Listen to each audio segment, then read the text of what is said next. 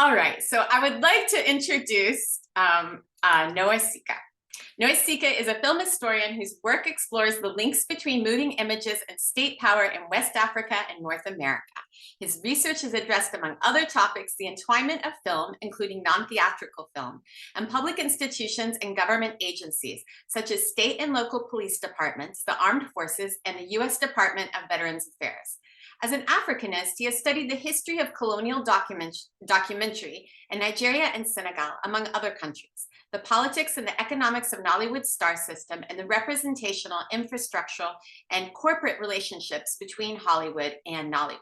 He is the author of several books, including Nollywood Stars, Media and Migration in West Africa and the Diaspora, a Choice Outstanding Academic Book of 2015, Traumatic Imprints, Cinema, Military, Psychiatry in the Aftermath of War, a finalist for the Richard Wall Memorial Award from the Theater Library Association, Screening the Police, Film and Law Enforcement in the United States, and Cinematic Independence, Constructing the Big Screen in Nigeria.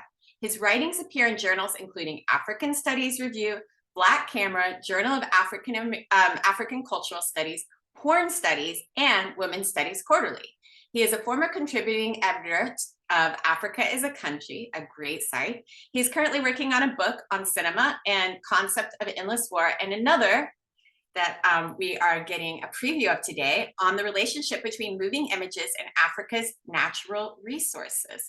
So without further ado, I would love to hear what you're going to present today. And I know I need to make it so that you can share screen. Let me make sure. All right, all participants. All right.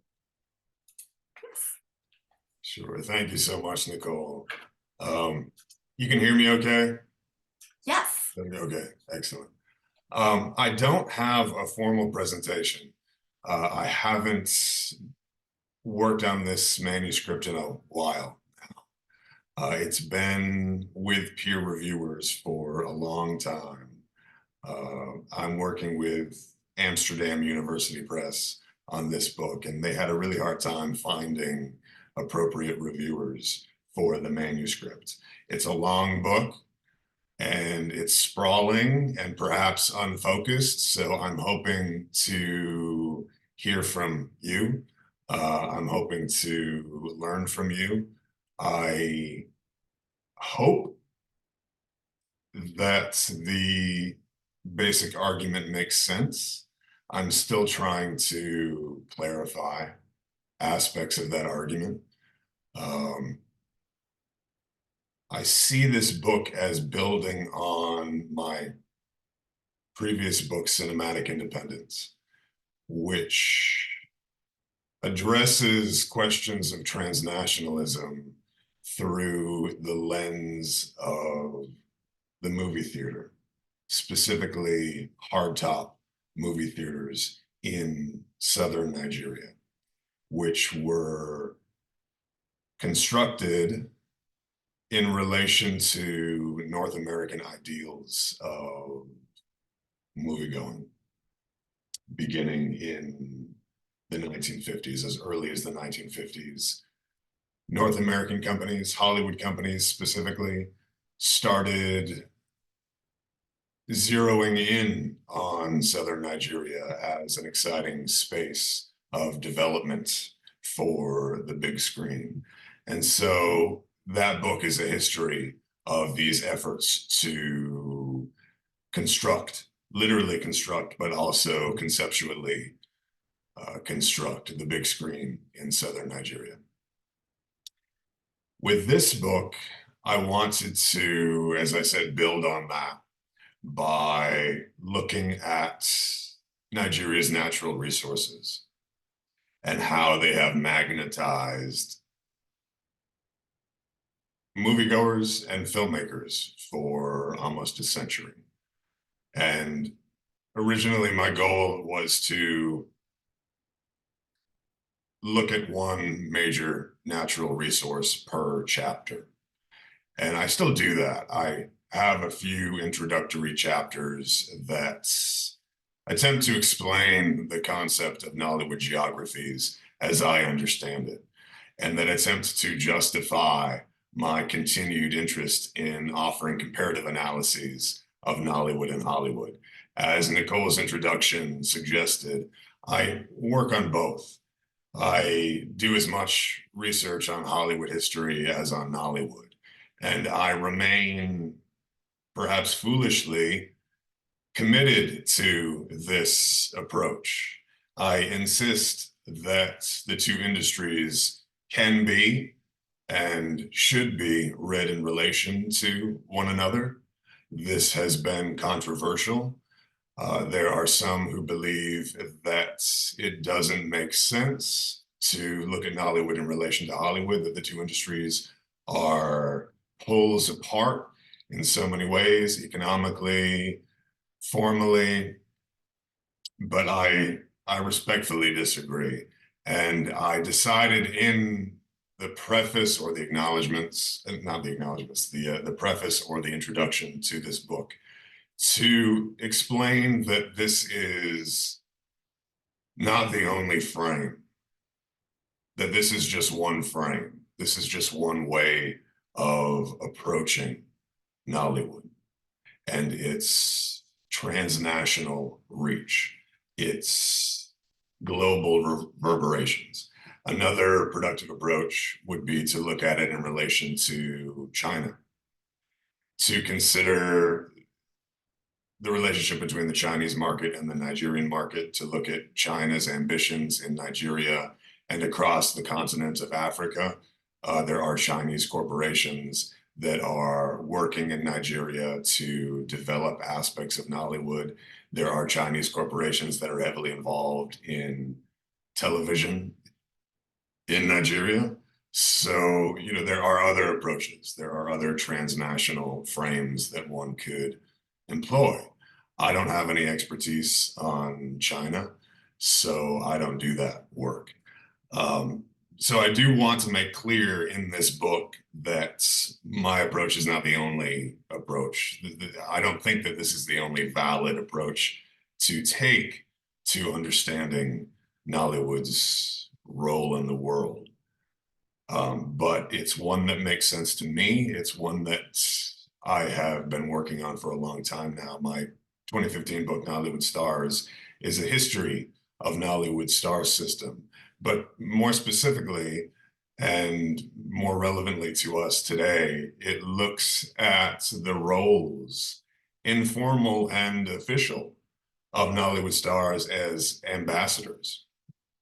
It looks at their travels throughout the African continent, I mean, more specifically in West Africa.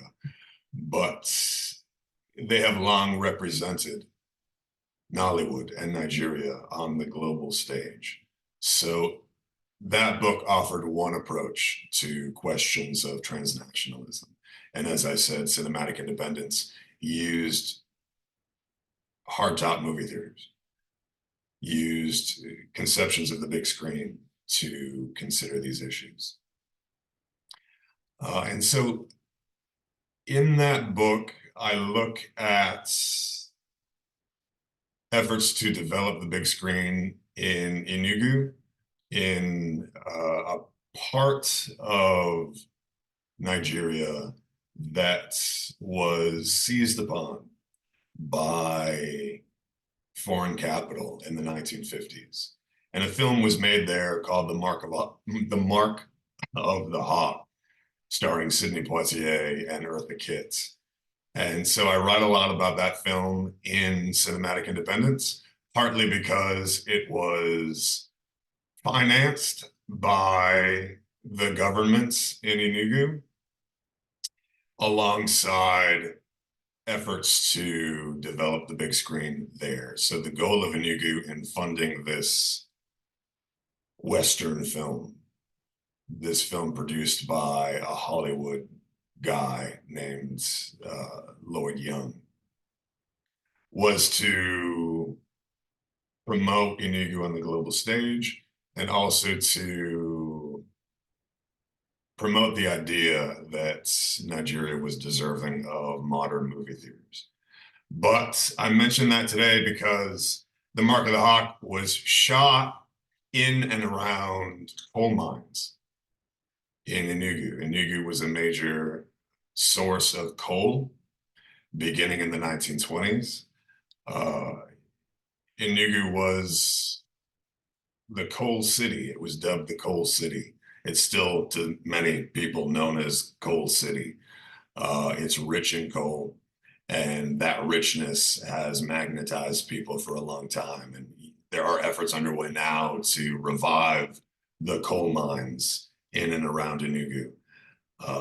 So I had known of the significance of coal to Enugu and to the film The Mark of the Hawk.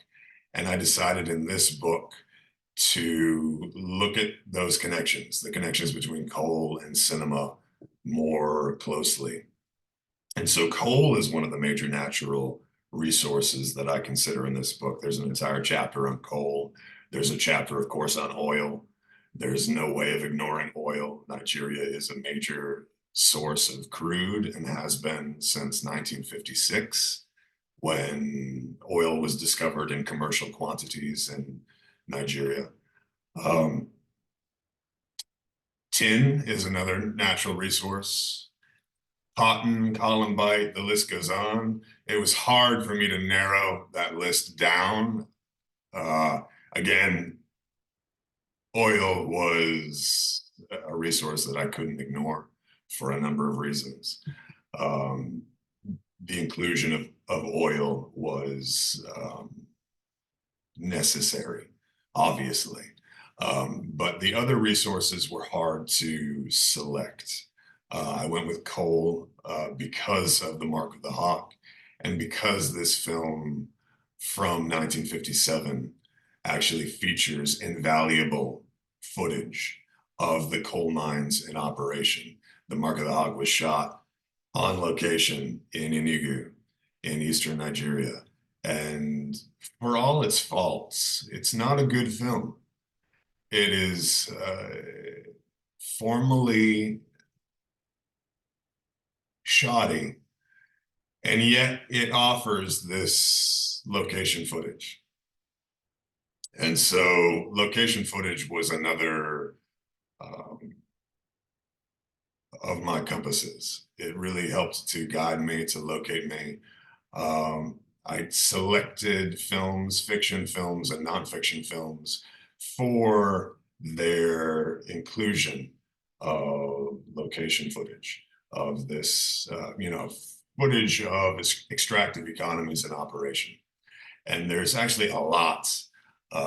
There are, abundant images of extractive economies in Nigeria, cinematic images.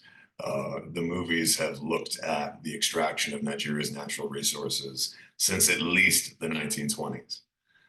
And that was the decade when a film was made called Black Cotton that shows the extraction and exportation of cotton, of Nigerian cotton. And so, as I mentioned in chapter 1, I look at the relationship between Nigerian cotton and Kodak, which in Rochester was importing so much Nigerian cotton as early as the 1920s. And so, the book attempts to contribute to the study of the relationship between cinema and natural resources. And we haven't done all that much research on the role of African resources specifically in relation to cinema. A lot of scholars have looked at this link, have sought to examine the relationship between cinema and natural resources without necessarily focusing on Africa. And I wanted to focus on the continent and more specifically on Nigeria. So that's one goal, and I'm hoping I can hear from you about that, whether that works. It's an approach that I think is necessary. I argue perhaps too stridently in Cinematic Independence that we need to look to Nigeria to better understand the political economy of cinema. And I still believe that. I still believe that we have a lot to learn from Nigeria, from the history of moving images in Nigeria. And Nigeria remains a major source of those images. And so this book is an attempt to look at that, to look at Nigeria as the home of Nollywood, as the wellspring of these movies that are seen by audiences that must number in the hundreds of millions around the world. I mean, Nollywood is, of course, remarkably productive and also remarkably popular all around the world, and a number of scholars have made that point. I highly recommend the edited collection Global Nollywood, whose title says it all. Nollywood is a global phenomenon, has always been a global phenomenon. And so with this book, I wanted to look at how Nollywood is exported along with natural resources, to look at that relationship. It's, I think, worth considering how Nollywood travels in relation to the way oil travels, in relation to the way tin travels, cotton, columbites, and timber. Another natural resource that I consider in this book is timber, African wood, African trees, Nigerian trees. Nigeria's forests have been plundered for a very long time by Western companies. And I have a chapter on two films in particular. I mentioned both in the chapter that I had you read. One was made by Unilever in 1957, The Twilight Forest, and another was made also in 1957 by a man named Sam Zeba, and it's entitled Fincho. And Fincho is about a different timber concession, a different company. And so these two films show two different approaches to filming Nigeria's natural resources, showing the extraction of Nigerian lumber and the exportation of Nigerian lumber. And so they're fascinating documents. They both include footage, actuality footage of Nigerian trees being felled and collected and sent downriver and placed on ships for transportation to Western Europe and North America. And so they look at they make clear the reliance of Western economies on Nigerian wood. And what's also interesting to me about one of the films, Fincho, is that it was Sam Zeba's calling card in Hollywood. Sam Zeba was born in Latvia, and he was raised from the age of 9 in British Palestine. And his family in Europe actually they owned a timber concession, an important timber concession in southern Nigeria. And so they said to him, "You want to get into filmmaking? Why don't you go to Nigeria and shoot our timber concession? Why don't you shoot our business, our operations in Nigeria? Go there and, use Nigeria as your way of breaking into the movies." And so he went there in the mid 1950s with a 16mm camera, and he started shooting his family business, basically.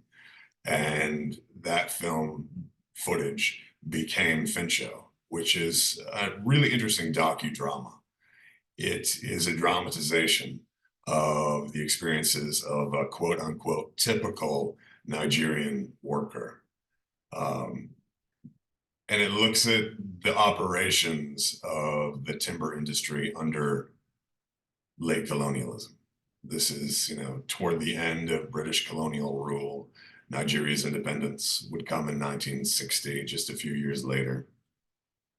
So it also offers an amazing set of images of late colonialism, of British colonialism.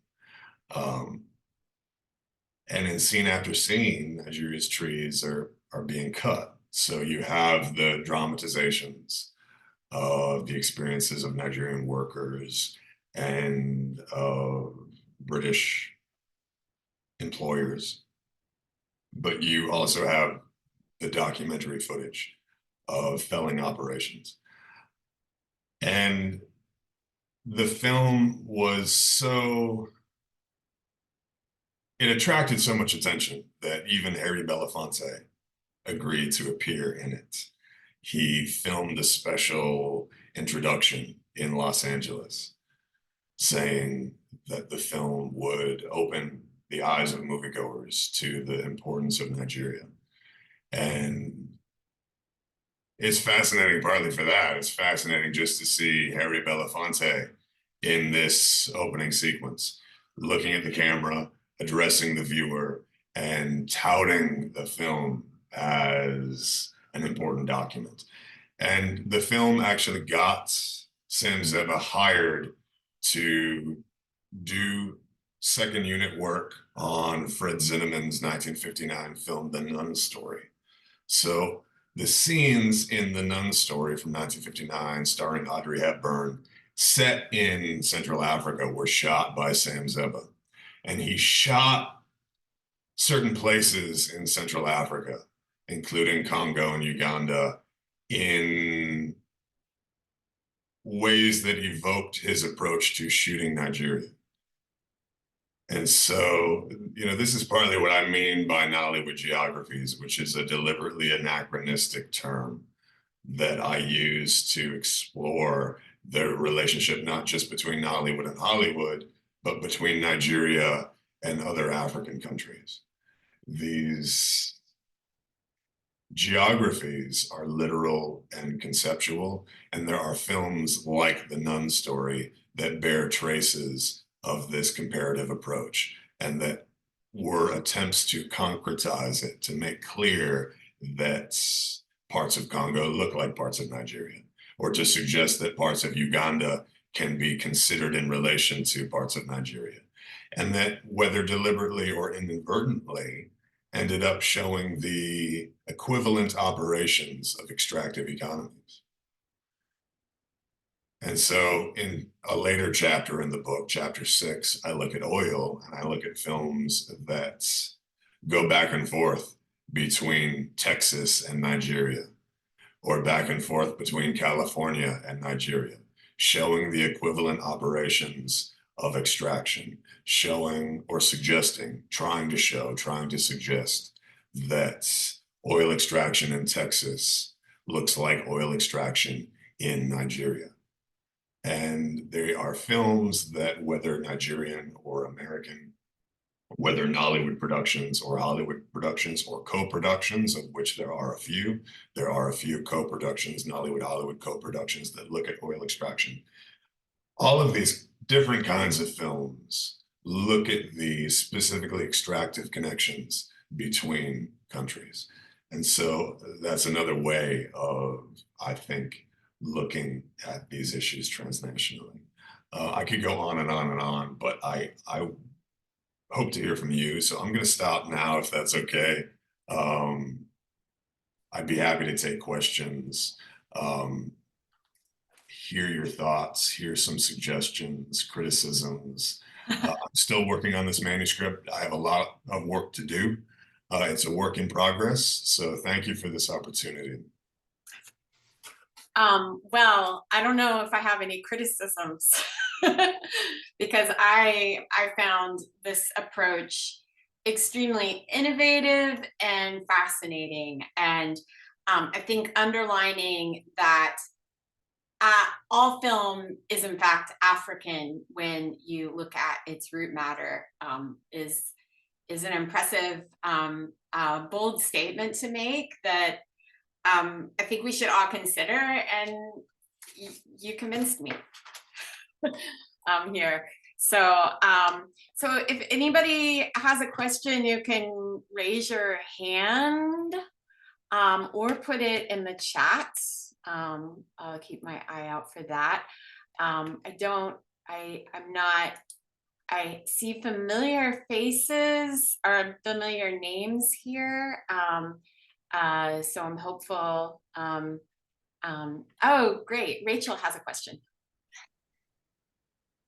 Hi, thanks, Noah.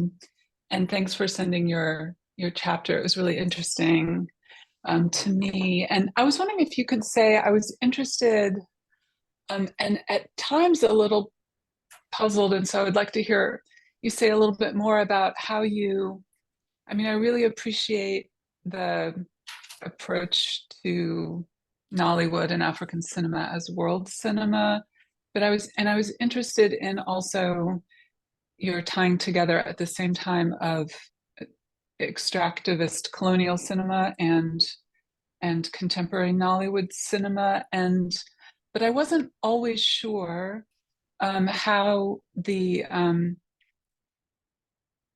because it seems like at the same time you're treating the Nollywood cinema as kind of responding to the extractivism of colonialism and of colonial cinema, but then I was also wondering, it seems like you want to treat it as more than just a kind of writing back. And so I was wondering if you could say a little bit more about how, and I don't know in the rest of the book how much colonial cinema is a part of your analysis, or whether in this chapter it's just setting the scene. But it seemed very fruitful to me, but also I wasn't always completely sure of where that was going. Thank you so much, Rachel. I worry about that. I really do. I worry about whether this project is really multiple projects. I worry that this one book is really, 3 or 4 books, and I'm trying to do too much because I continue to return to colonial cinema. I continue to refer back throughout the book to films like Black Cotton and even to British Pathé films, newsreels shot in Nigeria in the 30s, 40s, and 50s that show the tin fields of Jos, or that show the coal mines of Enugu.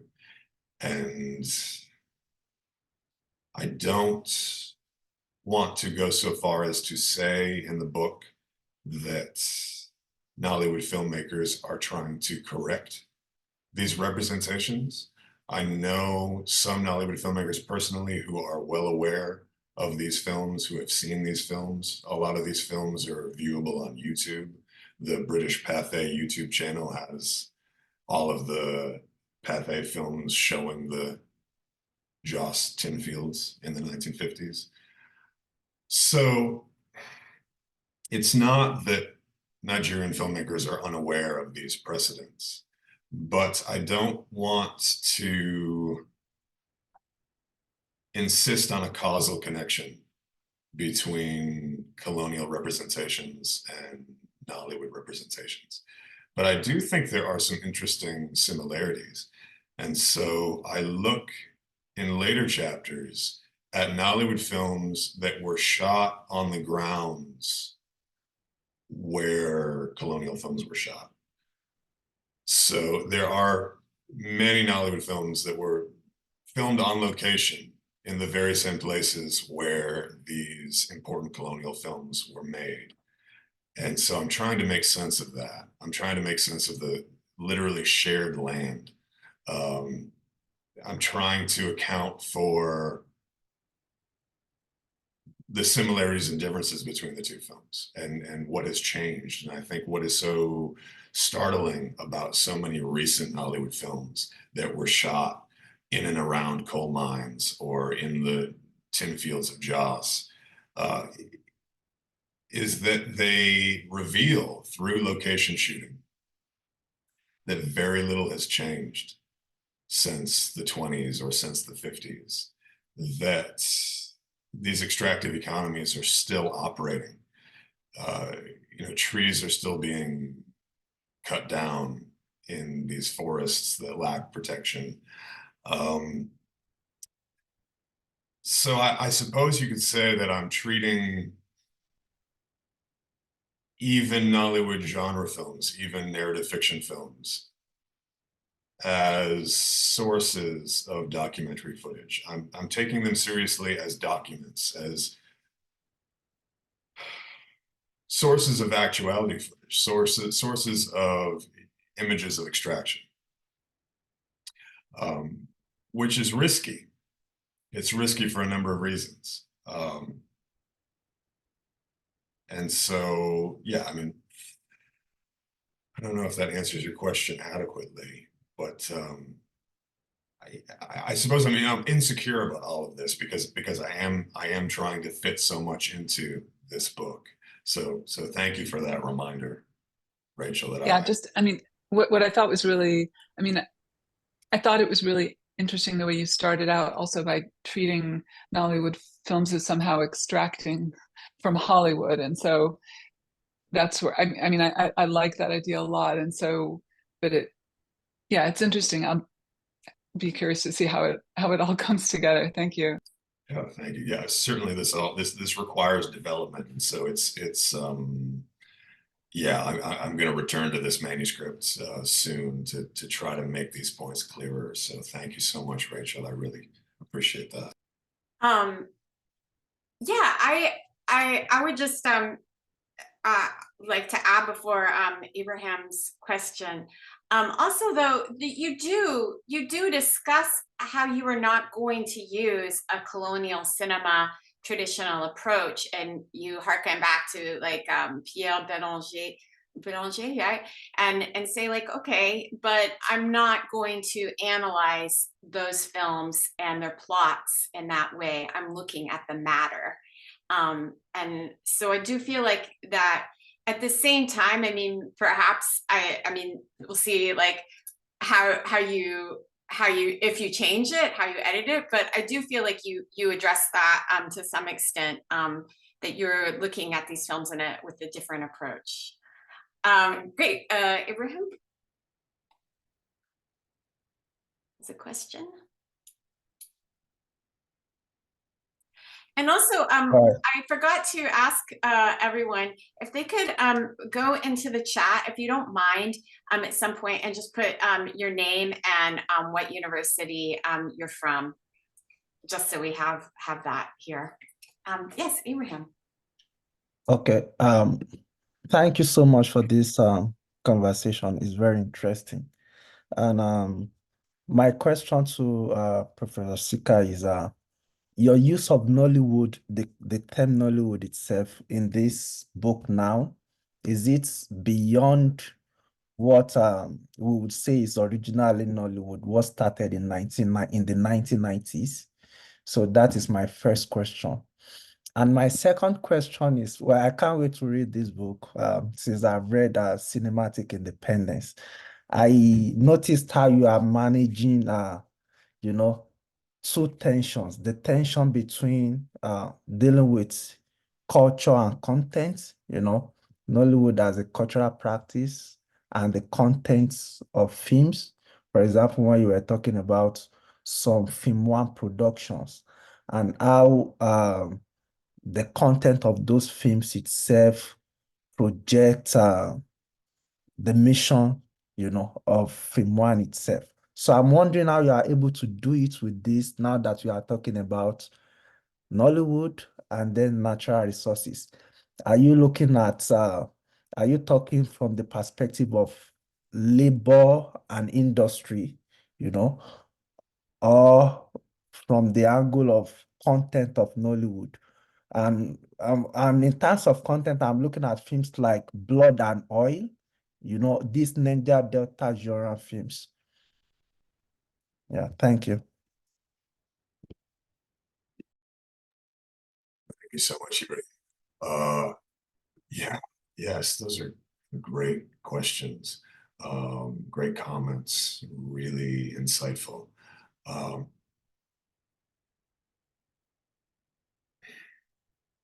I am still interested in questions of labor in this book. Not just the labor of extraction, but the labor of technicians, filmmakers called upon to shoot extractive economies in operation.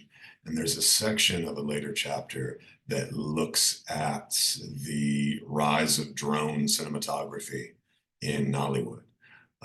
There's a company that operates on the fringes of the Nollywood economy that provides drones to filmmakers. And so one reason you can see in recent Hollywood films so many of these extractive industries operating is the rise of drone cinematography. Because the drones that are rented by Nollywood filmmakers and the drone operators, the labor hired by Nollywood companies is called upon to offer these aerial images of the tin mines of Joss, or of lumber being transported by a truck out of the forests of southern Nigeria. So yeah, I look at how the Nollywood industry has changed in recent years, and in relation to new technologies like drones, newly perfected technologies like drones. And Blood and Oil is a great example, definitely. The chapter on oil, can't ignore that film. That's in the chapter. There's an extensive discussion of Blood and Oil, and also of Jeda Amada's Black Gold, which he remade as Black November, technically a Hollywood-Nollywood co-production that goes back and forth between Texas and Nigeria. So Amada shot some scenes in Texas and many scenes in southern Nigeria. So that's a film that explicitly looks at these connections that I explore throughout the book. It really makes clear the need for this comparative approach. And it argues that oil companies in Texas, when they run out of oil in Texas, turn to Nigeria. And that's part of a long tradition in film of representing Nigeria's natural resources as resources to which you turn after you've depleted those in the global north. A lot of Hollywood films in the 30s and 40s actually make that argument, whether explicitly or implicitly. They say, look, we've cut all of the trees in northern Wisconsin. There are no trees left for us here. Where can we go? Nigeria. And so I look at the work of individual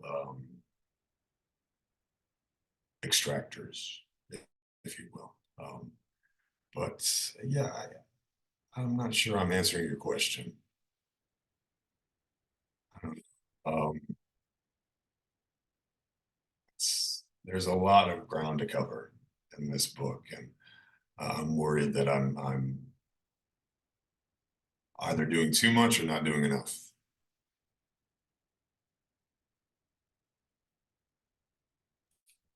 Did you want to add anything, Ibrahim? Sorry, can't hear you. Yes, if I may just say something, this may be some sort like a sort of rumble, but I must commend Professor Tsika's methodology, because one thing you've done is by being very historical, is to make many things clear. For decades now, there have been in tracing the history of Nollywood, there have rather been just assumptions, just repeating what someone else has said. For example, they would always say, Nollywood grew on the backdrop of the structural adjustment program. So we just generalize structural adjustment program. The economy was bad, this and that. But you've been able, in your previous books, you've been able to give details that are very important, such that we now see Nollywood as it's not just about structural adjustment program. It's literally about Hollywood living at some point. That is what gave birth to, what gave rise to low budget video film production, not just structural adjustments. In cinematic independence, you talked about the policies of Shehu Shagari, meant to favor the indigenous producers, which Hollywood majors were angry about, and how they had to leave resources behind that are for piracy in Nigeria. So it was very interesting to me already that piracy started in the film industry through America's efforts, through some stuff they leave behind. So you've been specific about some historical events, which I think are very necessary. That is why I really like your methodology. Many scholars have also they've also, attempted to say the same things as you, but they are just not, but they are just making those comments in passing, not necessarily nailing them down. So your use of archives and, being detailed about history, is very important. And I've been able to compare your books with, reading a book on business in Nigeria, like Tom Forrest 1994. The Advance of, what was the title? I've read the book twice now. I really like it. The Advance of African Capital, the growth of Nigerian private enterprise. Behind film production, Nigerians themselves have even made conscious efforts to connect to the US as far back as the 1920s. It wasn't even just Hollywood and American films coming about. When some Nigerians came together to start the first bank in Nigeria in 1933, the target was to do business with the United States.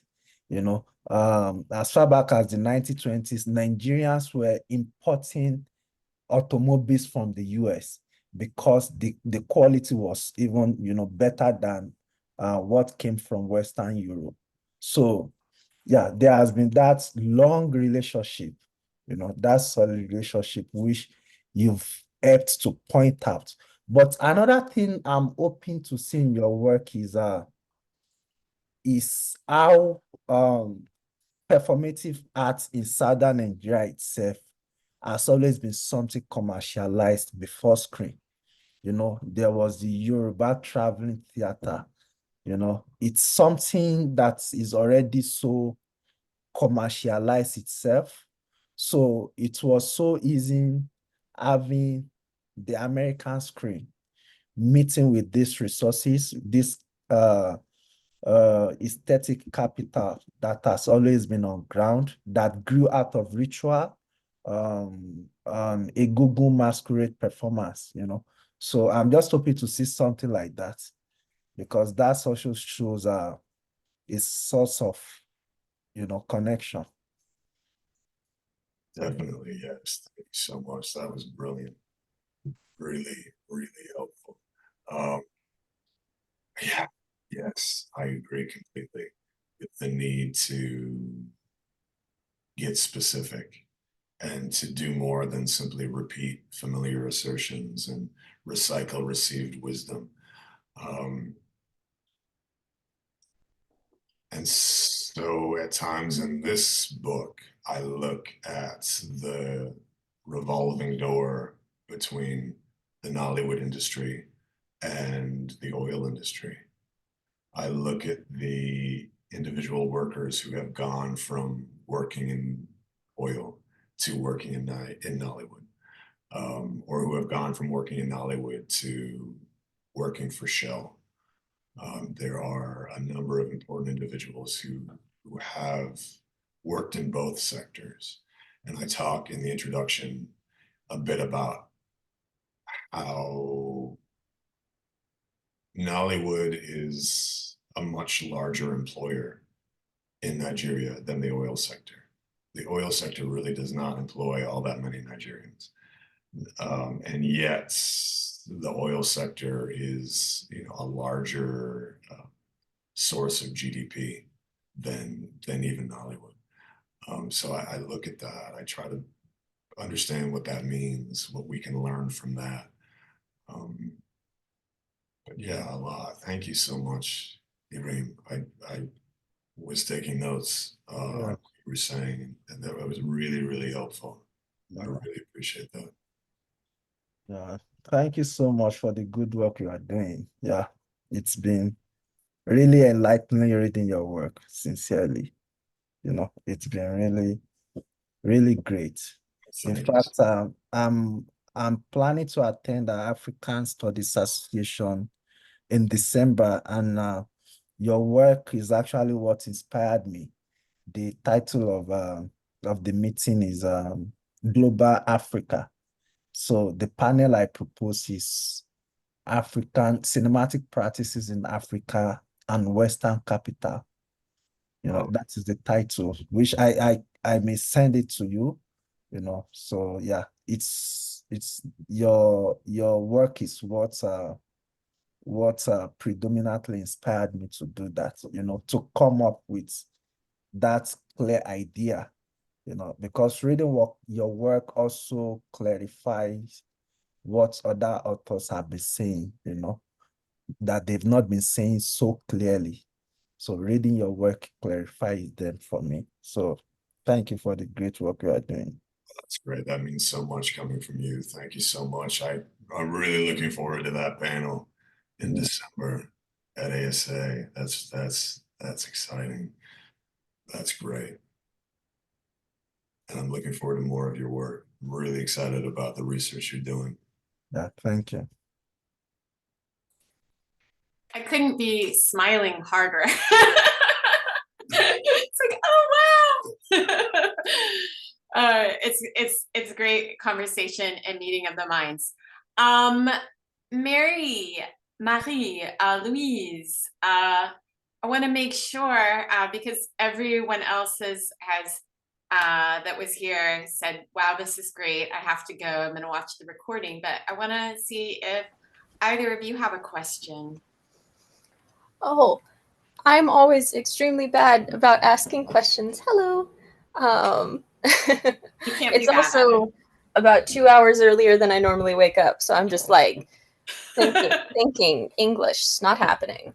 I guess my question would be, what's something that you would want, anyone from a film student to someone who absolutely does know what they're talking about to get out of your book?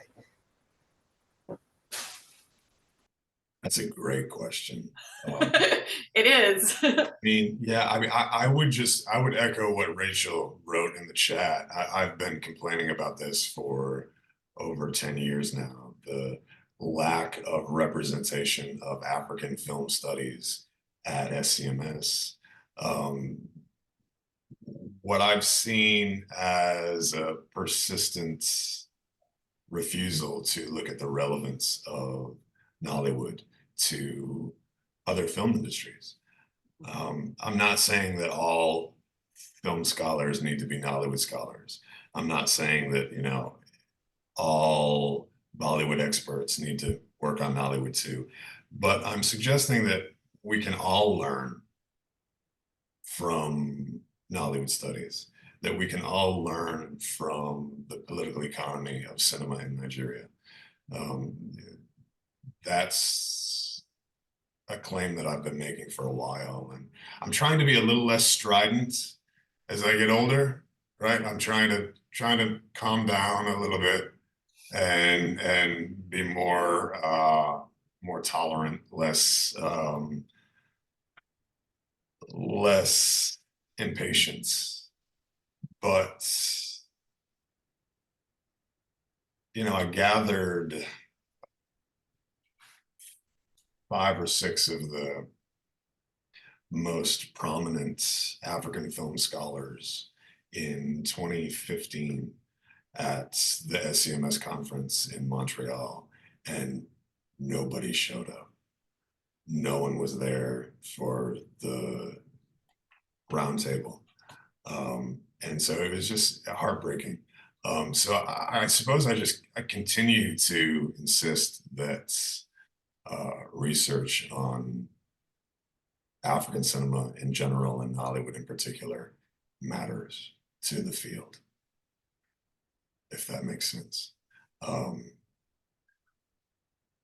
And so more specifically with this book, I wanted to say that if you're at all interested in questions of climate change, a lot of amazing work is being done now in our field about climate change in relation to media, about natural resources in relation to media. You know, Jennifer Fay's amazing book, Inhospitable World, is a source of inspiration. But I wanted to say with this book, that if you're at all interested in these questions, you might want to consider Nigeria as well.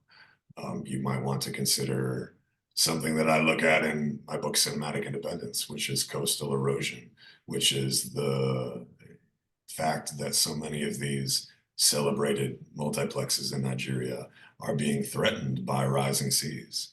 There are amazing IMAX facilities in southern Nigeria that are flooded routinely, that are imperiled. And so if we're thinking about these issues, we should think about Nigeria too.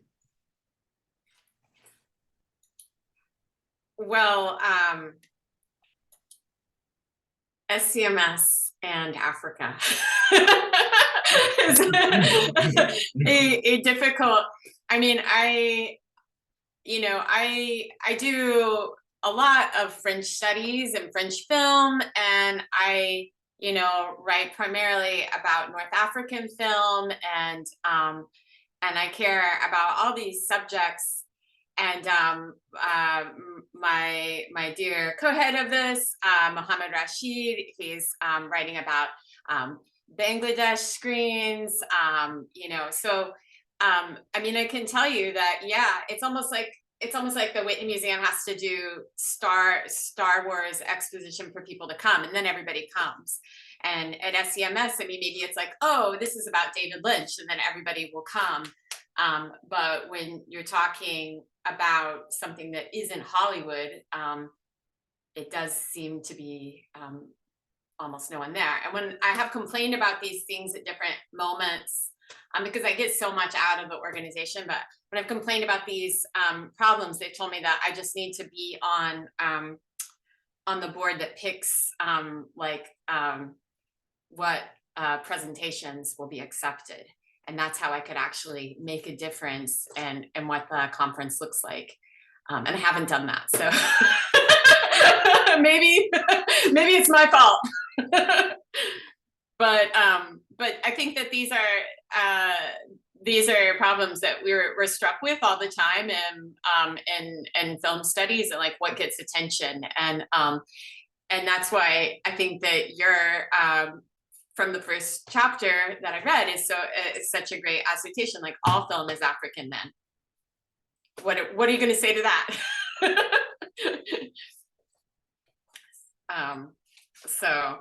And definitely you gave me a new vision of how to approach film studies and your writing, and the way this flowed and went through time without a real without being too fast and too chronology. And I see that can be difficult at times, but I think that what it offers is a real look, as you put it, and quoting somebody else when you used it, the long Nollywood, is that what you called it? The longue durée. The long Nollywood century, yeah. This durée approach to Nollywood, and again, it's deliberately anachronistic because the word wasn't even coined until 2004, and we've always used it to refer to video film production beginning in the early 1990s. But some scholars have suggested that the Nollywood spirit pervades all of Nigerian cinematic production, right? That the Nollywood spirit can be understood to encompass earlier, pre-Nollywood expressions. So there's something I think really provocative about that. Definitely.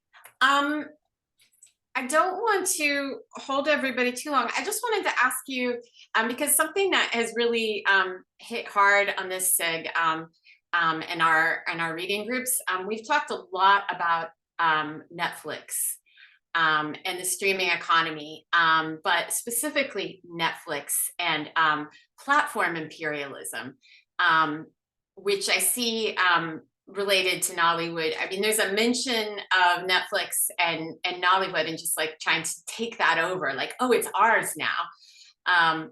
But I'm sure you have more to add on that. Sure, yeah. I mean, I was furious when Netflix distributed the film Beasts of No Nation in 2014, It's a 2015, while ago. 10 years ago, and was using Nigeria in its promotion of the film, was saying like, this is a Nigerian story. And at the time, Netflix wasn't even available in Nigeria. Mhm. And so I wrote a piece about that for Africa as a country, just condemning the platform imperialism and the exploitation of Nigeria, this idea of Nigeria, of Nigerianness, without actually doing anything for Nigerians, without actually making the product available in Nigeria. You're making it available elsewhere in the world, and you're using Nigeria, you're exploiting Nigeria, but what are you doing in Nigeria? Nothing. And yet Netflix has increasingly served as an important source of streaming versions of Nollywood films. And numbers are hard to come by, as you well know, but pretty much everyone in the Nollywood industry agrees that they're being underpaid by Netflix. That Netflix is not paying much for the right to stream Nollywood films. And yet Nollywood filmmakers want to be on Netflix. They want their films to be seen. And Netflix is convenient. So it's challenging, it's complicated. Extremely. Fascinating, yeah. Yeah. Well, thank you so much. Louise didn't have any questions. I'm really glad that you and Ibrahim have met and exchanged. That was amazing. And I'm gonna stop recording now.